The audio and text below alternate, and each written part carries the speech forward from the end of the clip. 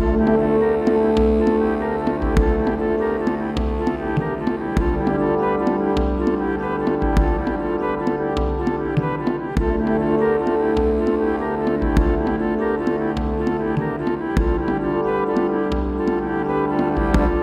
começar então a aula número 23, dia 3 de dezembro. Está aí a referência, né? Essa anotação de aula aqui que nós estamos seguindo, que tem esse nome aqui, que está dentro do quadrinho vermelho. E nós já avançamos com a parte dela, considerável, mas é preciso digerir isso aqui. Vou fazer um resumo aqui no quadro. A gente começou mostrando que a diferenciabilidade de uma função de uma variável complexa, f de z, ela está condicionada a esta igualdade, que são as famosas condições de Cauchy. Eu estou pondo no plural porque essa condição aqui está resumida nessa igualdade. Na verdade, ela encerra duas igualdades, né?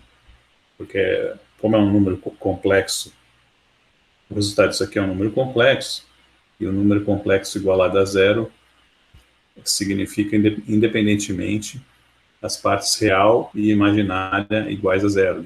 Dessa maneira, ela fica bem resumida. Você pode expressar isso aqui em coordenadas polares, que é bastante conveniente, bastante trocar essas derivadas aqui. Como é que seria isso? Essa aqui vira dBθ, essa aqui vira 1 sobre r, perdão, essa aqui vira dBr, e essa aqui vira 1 sobre r dBθ. Nós usamos essas relações nas aulas anteriores, acho que foi na última ou na penúltima, para analisar algumas funções típicas, f de z, e responder se elas eram analíticas. Essa relação, ela implica numa outra. Como é que você demonstra isso aqui? Deixa eu terminar de escrever. Tá? Então, isso aqui quer dizer o seguinte, essa igualdade quer dizer que isso vale sempre que ela é diferenciável e analítica. Tá? Então, nos pontos que não vale, a gente não tem essa diferenciabilidade, normalmente tem singularidades. Isso aqui já vale, essa aqui é uma forma diferencial, essa aqui seria a forma integral. O que ela diz? Ela diz que dentro desse caminho de integração não há nenhuma singularidade. Tá? Então, ela está condicionada a esse caminho, a abraçar um domínio dentro do domínio da função, que seja um domínio onde ela não tem nenhuma singularidade. Tá? Com essa integral aqui, eu também pude derivar a integral de Cauchy. Aqui você tem, então, a integral de Cauchy, que foi construída usando essa integral aqui. Tá? Então, qual que é o próximo passo? Agora o f ainda é analítico, nesse mesmo caminho, ou seja, não tem nada lá dentro que tem nenhuma indefinição dentro da área, né, que o caminho cobre, que o caminho abraça. Existem condições sobre o caminho também, né? Existem condições que o caminho seja suave por partes, essas coisas estão subentendidas. Toda vez que você for tratar um problema fora dessa condição, você tem que perguntar se está valendo. Enfim, essa condição aqui, qual o significado dela? Vamos desenhar aqui. Você tem o z dentro da região de integração, e no z você tem uma singularidade isolada que é produzida pelo artifício de dividir o integrando por esse denominador aqui. E obviamente zero quando z' está em z. Então aqui é o plano z', tá?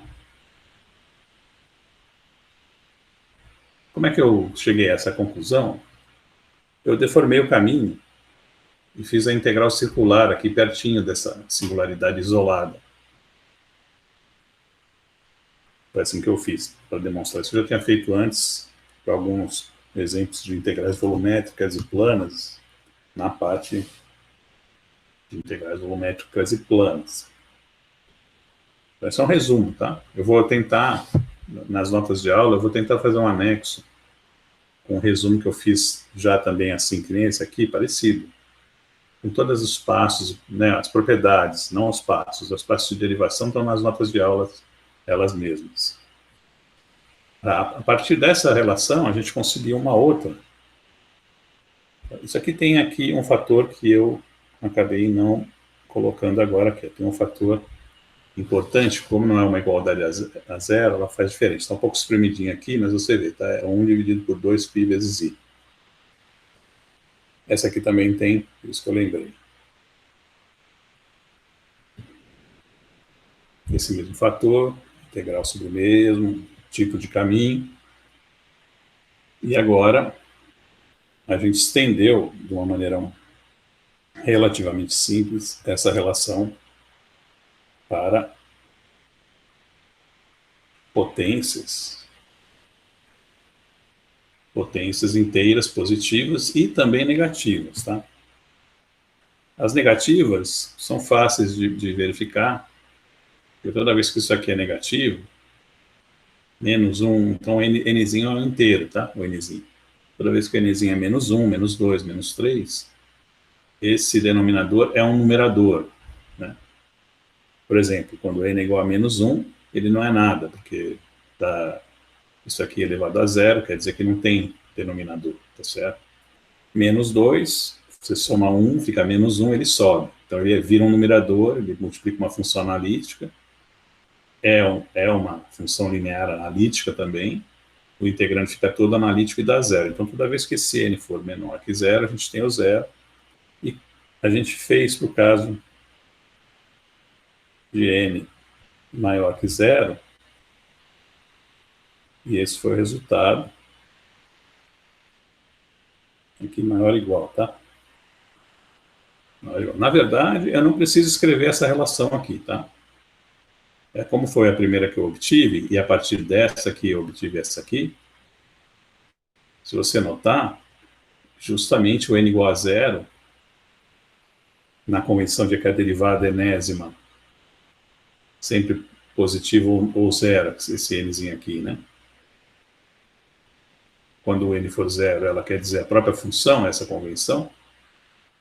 Então, nessa convenção, você reproduz aqui essa identidade que está em si, quando o n igual a zero. Tá? Então, por isso que aqui está n maior ou igual a zero, você tem, ou seja, eu posso apagar isso aqui e deixar tudo empacotado aqui nessa, se você quiser. E aqui ainda tem o caso mais trivial, que é o zero, que é quando o integrando fica todo analítico, e aí você tem essa aqui, ó, uma versão dessa aqui, né? Quando o f de z é analítico, em toda a região que está abraçada pelo caminho, você tem o zero. Então aqui nessa de baixo tem as outras duas, direto ou indiretamente. E mais que nós vimos? Nós começamos a falar então das singularidades. Mas primeiro a gente classificou, né, singularidades do tipo que tem série de Laurent e que não tem. Então, as singularidades isoladas, em outras palavras, e as não isoladas. Analisamos o logaritmo, vimos que ele tinha um branch cut aqui. Então, no plano Z, o ln de z tem um corte, ele dá um salto e na origem ele não é definido. Que outra função que tem essa propriedade aqui, que eu ainda não falei, mas eu vou antecipar, a raiz de z. A raiz de z tem um corte, quer dizer, o corte parte da origem, na origem ele é um pouco indefinido aqui. Por que essa aqui tem esse corte aqui no eixo? Mas eu já falei uma diferença, na origem não tem problema nenhum, você põe zero aqui no z, dá zero na origem, aparentemente não tem problema nenhum, a não ser o fato que você não consegue se aproximar do zero por esse eixo positivo. Em geral, quando você tem um corte, alguém te dá uma dica que você tem um corte ali, você tenta avaliar o comportamento angular. Você precisa, por quê? Porque você vai dar uma volta e quando a função vai para outro lugar, que não é lá o mesmo valor que você tinha no início, você é obrigado a pôr um corte ali. Porque tem uma descontinuidade do tipo pulo, jump, que o pessoal chama. O valor dela aqui, no caso da raiz de z, é diferente. Vamos ver por quê. Rapidamente aqui, tá? O z tem essa representação que eu tenho insistido com ela, né? Que eu tenho chamado de representação polar. Tá? Raiz de z é o R elevado a meio. Você eleva a meio os dois, né?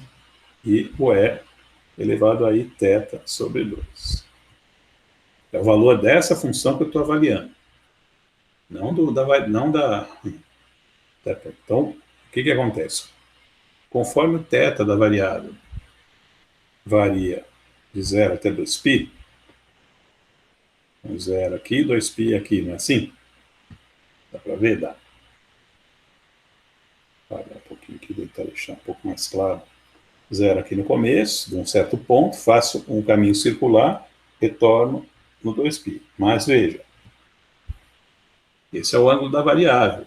A função voltou no mesmo ponto que ela saiu. O domínio dela está retornando para o mesmo ponto, é ou não é? Mas olha o que aconteceu com isso aqui. O θ foi de 0 até 2π, mas o ângulo, que é esse aqui, ó, da função, como número complexo, que ela é também, foi de 0 até π. Se o ângulo dela foi de 0 até π, se eu colocar a imagem agora aqui, ó, essa aqui é a imagem da função. O plano que você tem o f de z igual a raiz de z. Plano imagem. Então, isso é o que fez o ângulo θ sobre 2, que é o ângulo da função. Ele veio daqui, do 0 até o π.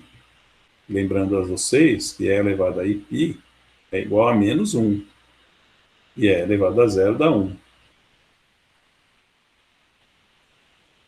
Então, esse fator multiplicativo aqui, quando eu voltei para o mesmo ponto com a variável, a função mudou de sinal. Então, ela muda de sinal aqui. Ela sai com sinal e vem com sinal negativo. Então, se você graficar ela se aproximando desse corte, isso aqui é 1, isso aqui é menos 1. Na própria série, e integrando, a gente conseguiu a seguinte relação que eu vou colocar aqui. Essa integral aqui te dá o coeficiente da série. Quando o f de z é analítico, o que aparece aqui? Qual é o caminho C? O caminho C contém a singularidade que eu criei aqui nessa integral, dividindo por esse denominador. O f, se ele for regular ali dentro, que aqui não é o caso geral, a gente viu que o AN, para n maior ou igual a 0, lembra disso? E 0 para n menor que 0. Ora, isso aqui é a derivada enésima calculada no ponto. Então, se o f de z é regular dentro dessa região, eu obtenho a série de Taylor. O n maior ou igual a 0 tem a derivada calculada no próprio ponto, o n fatorial lá, e 0 para a parte negativa. A série de Loran coincide com a de Taylor se o f de z é regular na região, no entorno dessa singularidade aqui, que não é uma singularidade do f agora, é uma singularidade do integrando. Então, ela serve para calcular os coeficientes mesmo no caso em que o f é regular, ela está consistente, tá? De fato, essa relação aqui, ela vale para o f de z, que tem uma série de Loran e pode ter singularidades, inclusive essenciais. Claro que essa singularidade dentro do f, tá? Esquece o denominador aqui. Dentro do f tem a singularidade na série do Loran lá. Inclusive, pode ter uma singularidade, esse Z0 pode ser uma singularidade essencial, ou seja, você pode ter infinitos ANs diferentes de zero, mesmo no ramo negativo. Então, isso aqui é um jeito de calcular o coeficiente, do modo geral. Quando a potência n, né, quando esse n aí for menos 1, essa relação fica assim, ó, integral sobre essa região. Então, você pode desenhar a região aqui. Aqui tem o Z0. E esse é o C. Veja, não vai ter denominador, porque o n é menos 1. A potência do denominador fica 0. Então, você tem simplesmente uma integral direta da função. E isso dá 2πi, que eu tirei aqui desse lado e que eu estou colocando do lado direito, vezes o A menos 1. A menos 1 é um coeficiente dessa série. Então, vamos escrever aqui a série para você ver isso, tá? Para você ver o que aconteceu aqui. Vamos lá. Tem um pontinho, Aí tem mais. Vamos começar do 2 aqui, senão vai ficar muito comprido, esse quadro não aguenta. A2, na verdade é A menos 2, né, perdão.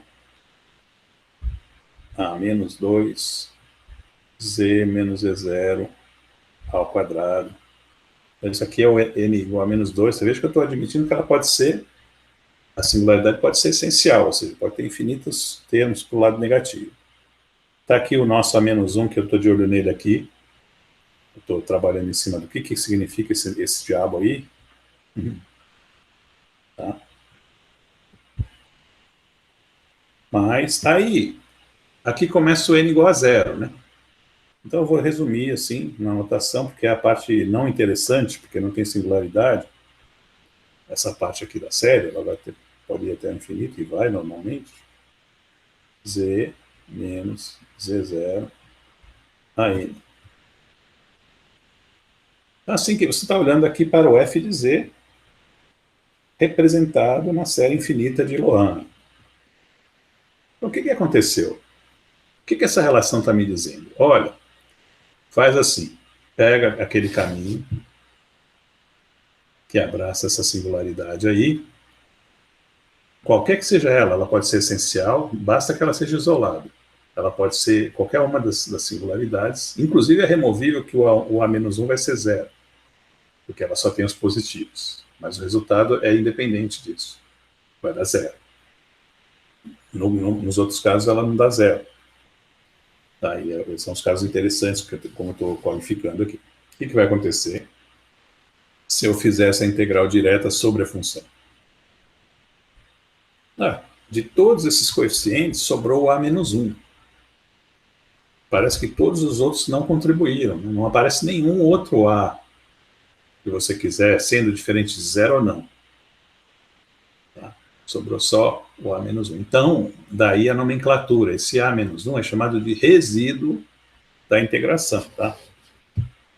É o que sobrou.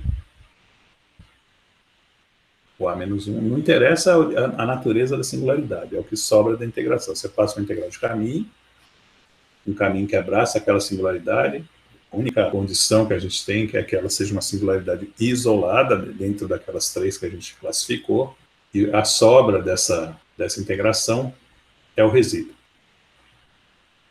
Se você fizer um caminho que tenha várias singularidades isoladas, o resultado de fazer uma integral sobre aquele caminho, que abraça, sei lá, 3 singularidades, vai ser a soma dos resíduos e um fator 2πi também dessa função. Você consegue completar integrais reais, né, sobre o eixo real, usando o plano complexo. Várias integrais. Quer ver uma que a gente pode ser que faça ainda hoje? Essa aqui. Outra que a gente pode... Hoje ainda não, mas vamos lidar com ela. Como é que a gente faz isso aqui usando esse conceito? A gente escolhe um caminho que reduza, que você possa argumentar que sobre aquele caminho, essa integral acabe ficando isso aqui, ó, só uma parte do caminho, que é o caminho de zero ao infinito, que vai acabar contribuindo. Então só fica sobrando essa parte aqui. Deixa eu desenhar um caminho aqui.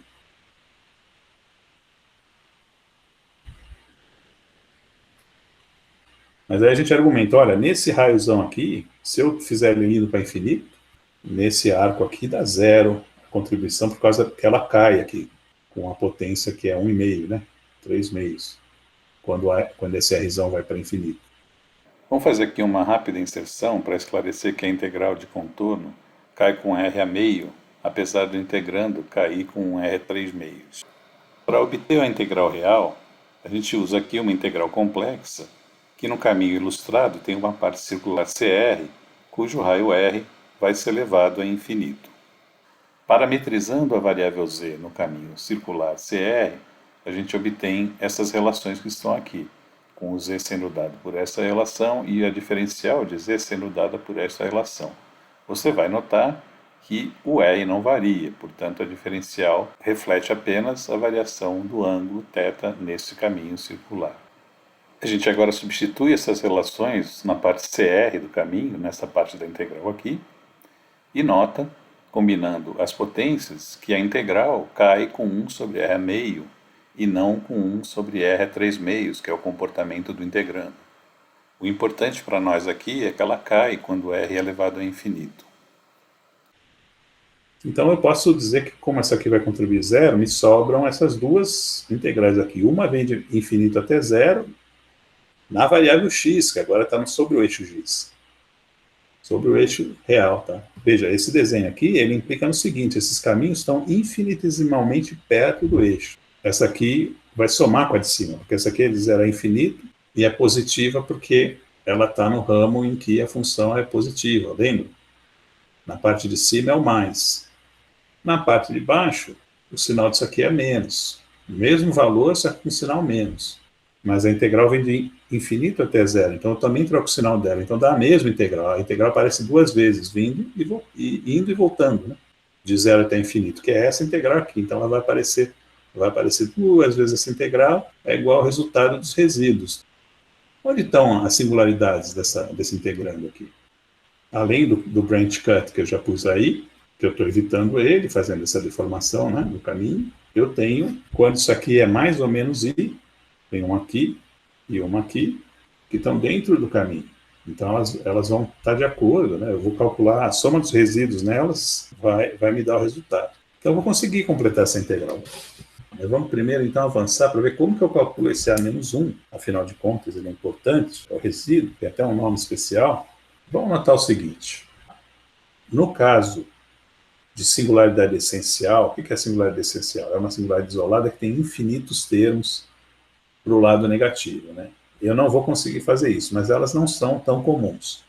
O que eu quero? Eu quero saber como é que calculo o A-1. Então, vamos entender que a função, vamos recordar aqui, que a função tem, então, uma soma do lado negativo, que eu estou denotando por pontinhos, daí ela tem um A menos N, vou por outros pontinhos aqui, vou colocar o A-1 porque eu estou de olho nele, mais uma soma que não é tão interessante, porque é o ramo analítico, ou regular, ou que tem, no máximo, uma singularidade removível. Digamos que eu quero calcular o A menos N, e digamos que ela pare.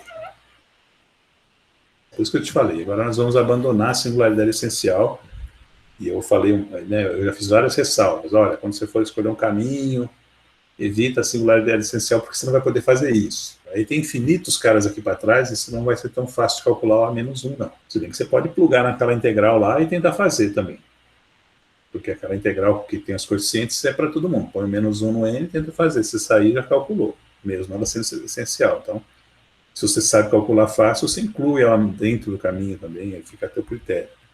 Mas quando é um polo de ordem n, que é o caso aqui, que a série para trás, o que você pode fazer para calcular o A menos n? Você pega a função e multiplica por z menos z0 a n, que é o expoente maior que você tem aqui embaixo no denominador. Tá? Ao fazer isso, você elimina, nesse produto aqui, você já tem um limite bem definido para essa função quando o z vai a z0, é ou não é?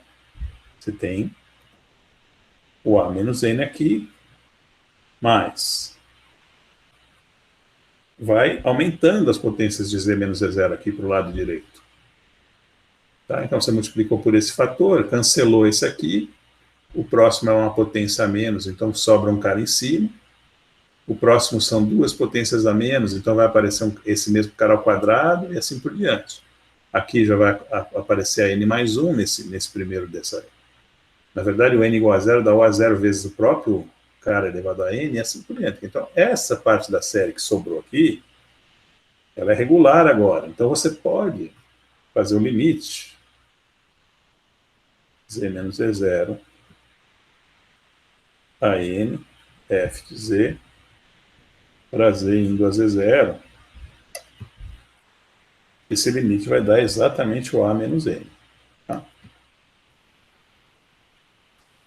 Mas eu não quero a menos n, eu quero o a menos 1, né? Quero o a menos 1. Então, para essa função que tem um polo de ordem n, eu teria que fazer outra coisa, que a gente já vai ver já, né? Mas para uma função que tem um polo simples, veja, polo simples. Como é que é o polo simples? N, a definição de polo simples é que o n é igual a 1. Ou seja, ela para aqui, ó. Tudo isso aqui não tem. Deixa eu abaixar para você ver. Tudo isso que está aqui, ó, para lá, não tem, só tem daqui para frente. Então, para um polo simples, eu já tenho uma forma. Eu pego o limite, passo esse limite, simplesmente sobre a função, e isso aqui cospe o A menos 1, dá o resíduo. Agora a gente vai ver como que a gente faz se não for um polo simples, tá? A ideia é a seguinte, como a série é finita, então trata-se de polo, ainda que não seja simples, você pode, então, multiplica pela maior potência que aparece do lado que tem denominador, que é do lado negativo. O que vai acontecer? Vai sobrar esse A menos N, igualzinho eu fiz antes ali no quadro. Só que aí você reindexa essa soma. Quando n igual a zero, vai aparecer o A menos N vezes nada, que é esse primeiro aqui, eu multipliquei por Z menos Z0 a N, vai aparecer só ele. Esse próximo vai aparecer o A menos N mais 1 vezes Z menos Z0, linear, porque cancelou a parte N aqui, ficou esse cara A menos 1 que sobe Z menos Z0. Então, o que eu fiz? Eu apenas esbocei no sinal de soma, eu quis começar com índice igual a zero. A ideia, agora, como eu quero o A-1 que está lá para dentro, é fazer o que a gente faz quando a gente está trabalhando com série de Taylor e quer calcular aqueles coeficientes. Se eu simplesmente aplicar o ponto Z igual a Z0 aqui, quem vai sair aqui vai ser o A menos N, que é o único que não tem Z menos Z0 multiplicando, porque está elevado a zero aqui. O A menos 1 está lá para diante, dentro da soma, está aqui, ó. O que eu faço? Eu derivo, começo a derivar n vezes aqui, até que o A menos 1 fique isolado nessa nova função que é a derivada. Ou seja, o A menos 1 fique sem nenhum número z aqui, né, multiplicando ele. Na verdade, eu fiz aqui para um k qualquer, derivando k vezes essa função, para apenas constatar, né, que eu posso fazer para um n qualquer, eu posso retirar qualquer um com esse método, qualquer um dos n, depende do número de vezes que eu derivo, e daí ponho o z igual a z0, eu retiro qualquer um desses n coeficientes. Isso é ainda outra maneira de calcular os coeficientes sem fazer uma integral. Veja, nesse caso, trata-se de polos de ordem n, tá? Ou seja, não é singularidade essencial, que você ia ter que fazer infinitas derivadas, né? Acho que tem que ficar claro isso aí. Mas os polos de ordem n, eles cobrem a maioria dos casos aí, tá? Inclusive, como eu tenho dito e repetido, polos simples também são bastante abundantes nas funções que a gente se defronta com elas, tá? Então, aqui, nessa equação número A, aqui das notas de aula, tem uma fórmula que a gente obtém logo acima, nesse espírito de multiplicar pela potência mais alta do denominador e aplicar, derivar várias vezes e aplicar em Z0, você pode pegar qualquer um dos N, dos ANs que aparecem para polos de ordem N, tá? Vários aqui, então, é só colocar o menos 1 aqui, você vai ter que derivar N menos 1 vezes, tá? N menos 1 vezes isso aqui e aplicar em Z0. Para polo simples, a gente recupera o que eu tinha dito antes, né? Porque o próprio N grande é 1 também. Então, você não deriva nenhuma vez, porque vai dar D0, DZ0, aqui dá 1, que dá 0 fatorial, e fica só o produto, né, de Z menos Z0 elevado a 1, vezes o f de z aplicado em Z0 no limite a menos 1, para polo simples, né, quando esse n grande é 1.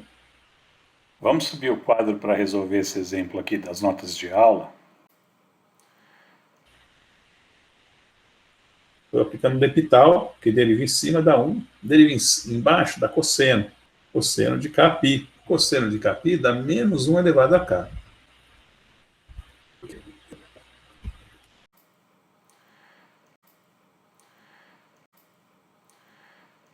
eu já antecipei algumas coisas muito genéricas dessa integração por resíduos. Então, eu vou fazer o seguinte, em vez de deixar essa aula densa, eu vou deixar a integração por resíduos para a gente continuar na aula que vem.